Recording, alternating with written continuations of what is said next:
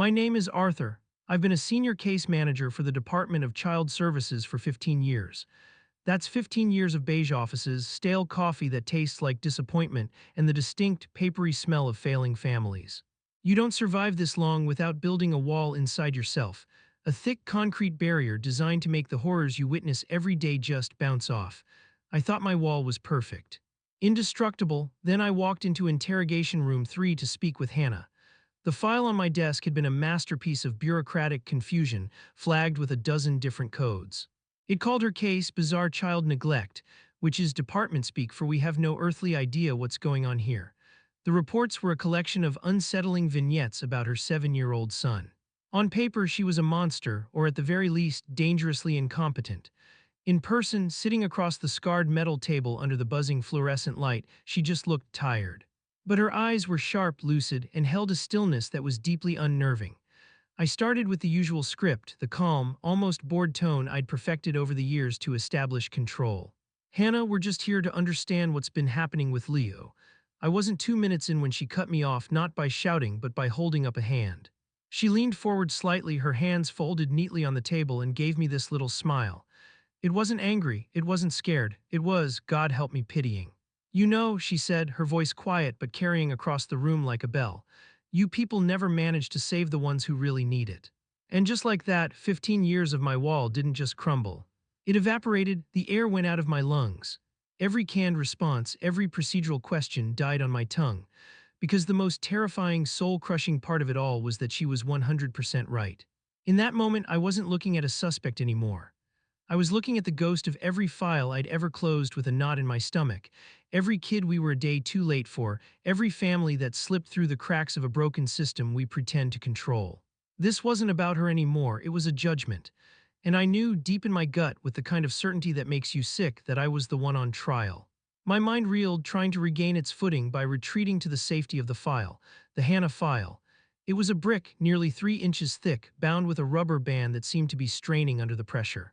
It was a collage of institutional panic, school reports with frantic underlined sentences, a rambling assessment from a child psychologist who used the word disassociated 4 times in a single paragraph, and grainy photos of the evidence.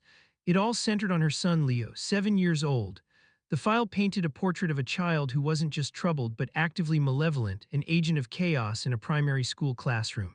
The school principal, a man I knew to be prone to hyperbole, had called him an impossible child in his initial call to our hotline. The primary exhibit was the drawings. Dozens of them, all depicting the same thing, a black sun. It wasn't just a sun colored black, it was a furious vortex of black crayon pressed so hard onto the paper that it tore through in places. The sunbeams weren't lines, they were jagged, angry slashes radiating outwards. Teachers reported that Leo would create these things in a kind of trance, hunched over his desk, his arm a blur, until the page was nothing but a gaping black wound. The psychologist's notes suggested it was a classic representation of profound depression or a cry for help from a child living in a lightless world. To me, it just looked like a mess. Then there was the ticking man. According to a very concerned school counselor, Leo had developed a habit of talking to an empty corner of the classroom. When asked who he was talking to, he'd say calmly, the ticking man. He wasn't scared of him, he wasn't playing with him, he was reporting to him. The ticking man wants to know where the scissors are, he'd tell the teacher, his expression flat. The ticking man says it's going to rain. It was creepy, sure, but kids have imaginary friends. Still, the name was odd. It had a mechanical, relentless quality that unsettled everyone. The reports theorized it was a manifestation of anxiety, a personification of a ticking clock on some unknown family catastrophe. The final straw, the incident that triggered the formal intervention, involved the classroom's collection of potted plants. One Tuesday afternoon during quiet reading time, Leo took a pair of safety scissors and methodically snipped every single leaf off of every plant. The ficus, the spider plants, the sad-looking fern by the window, all of them reduced to bald stems. When his hysterical teacher demanded to know why, Leo simply said, I was helping them escape. Reading it all last night, it seemed so straightforward. A deeply disturbed child and a mother who was, at best, failing to provide a stable environment, and at worst, actively contributing to his delusions. The system has a simple flowchart for this kind of thing. Weird kid plus weird incidents equals negligent parent. My job was to walk in that room, lay out the evidence, and watch the parent crumble. It was a formula, a tired old play I'd starred in 1,000 times. But Hannah hadn't read the script. She'd thrown it out, and now I was standing on an empty stage, the spotlight in my eyes, with no idea what my lines were supposed to be. I took a deep breath, a long, slow inhale meant to wrestle back control of the room, of myself. I opened the file on the table, the metallic snap of the binder clips echoing loudly in the tense silence. Hannah, I began again, my voice a carefully modulated instrument of authority. I pointed to a report from the school counselor, a woman named Doris, whose notes were filled with anxious, looping cursive. Let's talk about the ticking man. Can you tell me who that is? Is he a relative, someone Leo knows? She looked at the report, then back at me. Her expression didn't change. It was like looking at the surface of a deep, still lake. Arthur, she said, her voice impossibly calm, when was the last time you got a full 8 hours of sleep? I mean, really slept.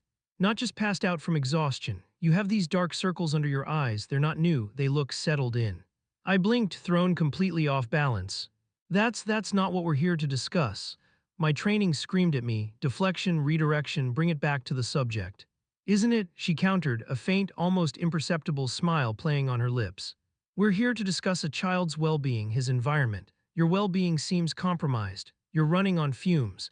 How can you be a good judge of my situation if your own perception is clouded by fatigue? This was a tactic, a sophisticated one. I'd seen parents get angry, get weepy, get loud. I'd never seen one get analytical about my health.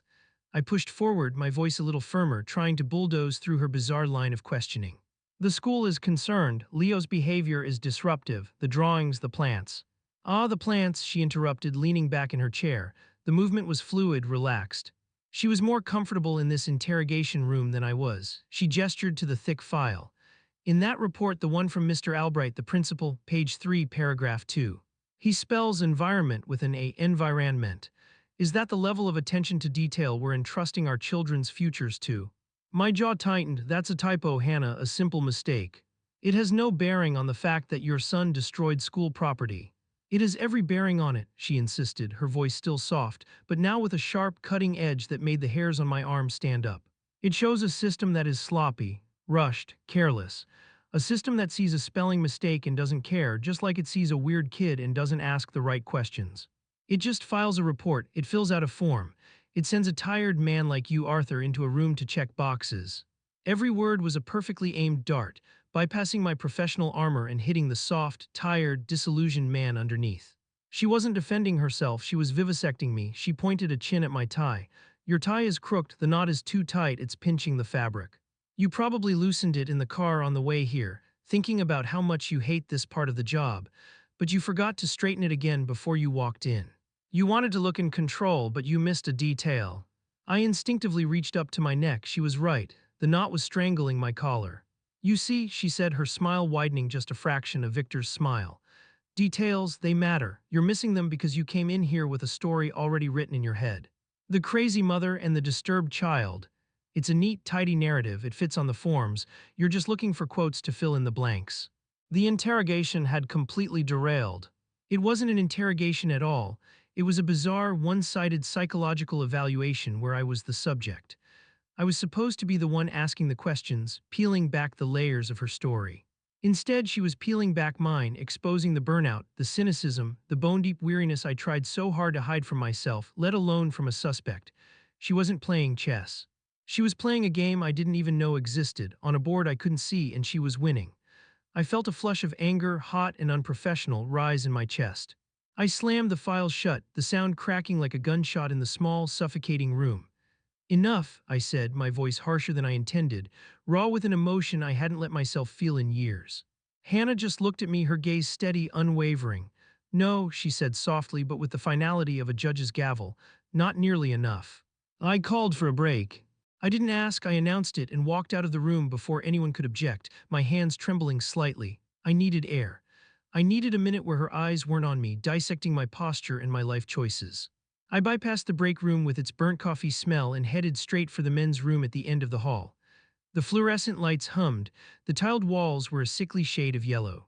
I leaned over a sink, splashing cold water on my face, and stared at my reflection in the cheap, warped mirror. She was right. The circles under my eyes were deep purple smudges. My tie was a mess. I looked like a man who was losing. My phone felt heavy in my pocket. I pulled it out, my thumb hovering over my wife's contact. What would I even say? Honey, a woman I'm investigating for child neglect just told me I look tired and now I'm questioning my entire career. Instead, I opened a browser and went to an anonymous online forum. It's a private board for social workers, case managers, people like me. It's called The Grinder, a place to vent, to scream into the void without getting fired. My fingers flew across the screen, the text a jumble of frustration and confusion.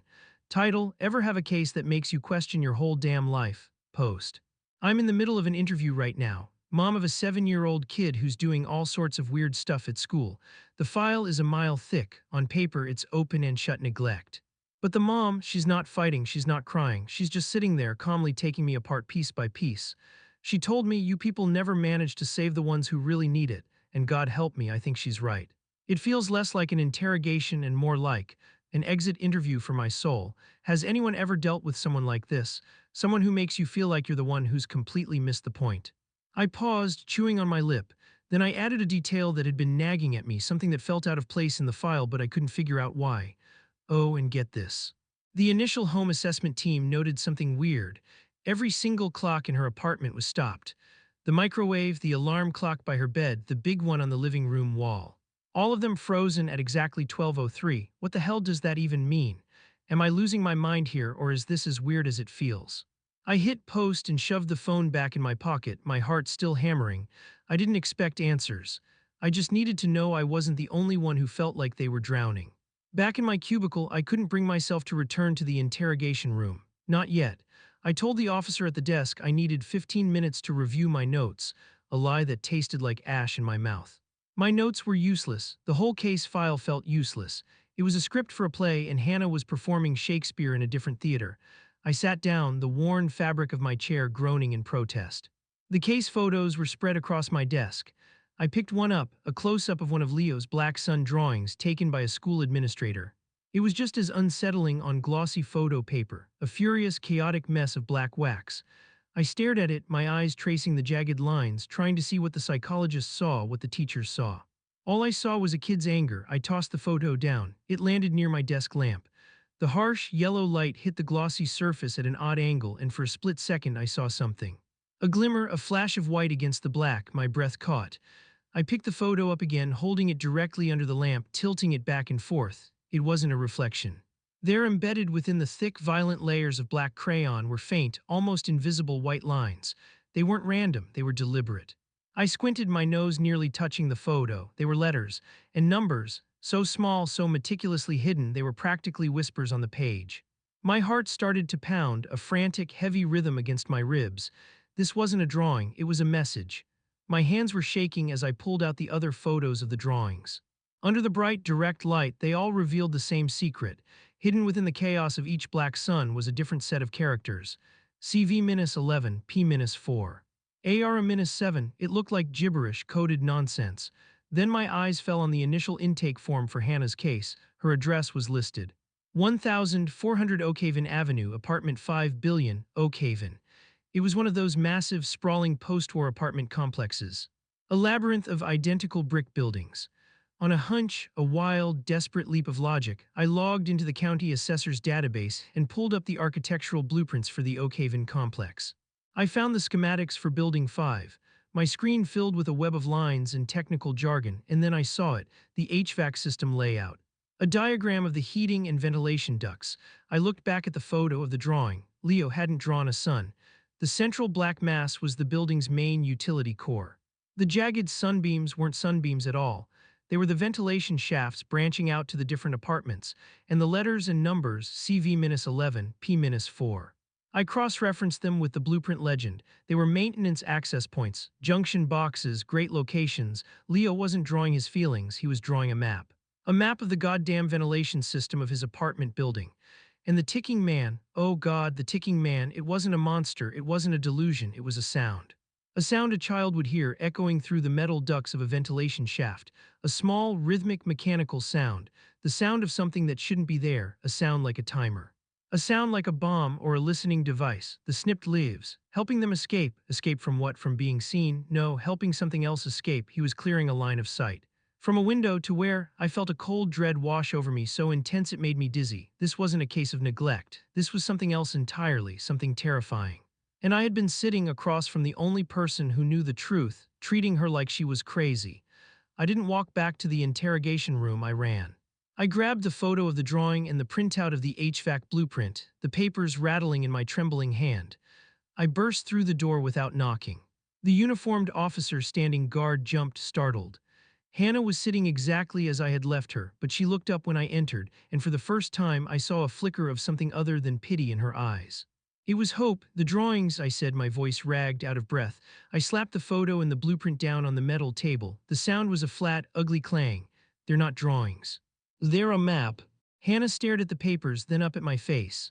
The cold, impenetrable mask she had worn for hours finally cracked. Her composure crumbled and her shoulders slumped in what looked like sheer, bone-crushing relief. The smile was gone, replaced by a profound weariness. "His name is Owen," she said, her voice barely a whisper. "My ex-husband." The story came tumbling out, a torrent of fear and desperation held back for months. Owen wasn't just an ex, he was a ghost, an electrical engineer who specialized in surveillance and security systems. He was brilliant, obsessive, and violent. After she left him, he'd vanished. Not just from her life, but from everywhere. He'd used his expertise to scrub his existence from public records to become invisible. The restraining order she'd gotten was a useless piece of paper against a man who didn't officially exist. But he was there, always watching. She couldn't prove it. There were no emails, no phone calls, no footprints in the snow, just a constant, chilling certainty that he was there. The ticking man was Leo's name for the sound of the listening devices Owen had planted in the ventilation system, their tiny electronic hearts ticking away in the walls. The stopped clocks were her desperate attempt to disrupt any potential audio sync timers he might be using. The snipped leaves. Owen had a habit of parking across the street, in a spot partially obscured by the school's overgrown shrubs. Leo was clearing a sightline so Hannah could know if he was there that day. Every bizarre act, every piece of evidence against her was a coded message. A secret language between a mother and son living under siege. Leo wasn't a bad seed, he was a soldier. Hannah hadn't been neglectful, she'd been running a counterintelligence operation from her two-bedroom apartment. "Why didn't you tell the police? Tell us," I asked, my own voice sounding stupid and hollow in my ears. A bitter, humorless laugh escaped her lips. "And say what?"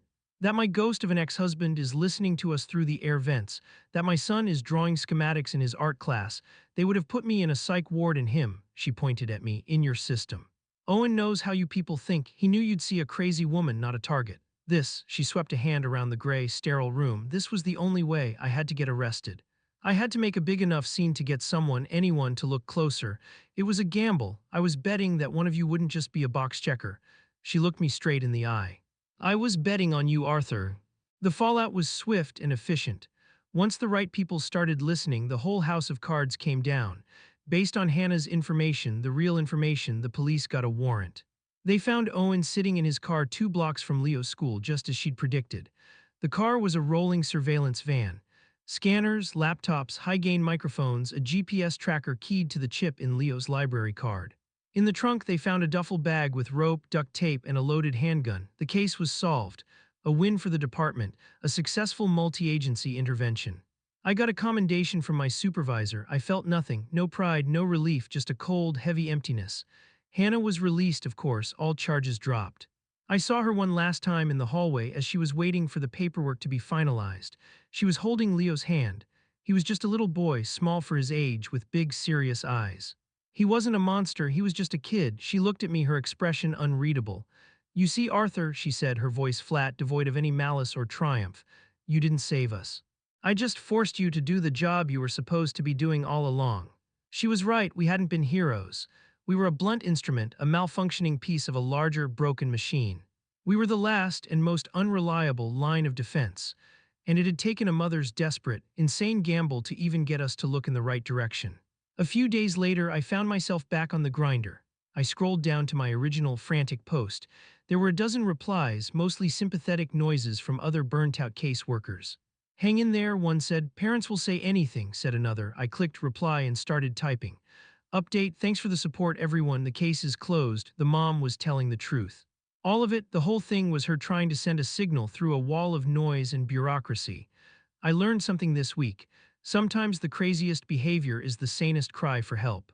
I stared at the words on the screen. They felt inadequate. I closed the browser, opened a new tab, and navigated to our department's internal job board. I bypassed all the senior case manager and field agent listings. My eyes scanned for keywords, archives, records, data entry, anything that didn't involve looking another human being in the eye.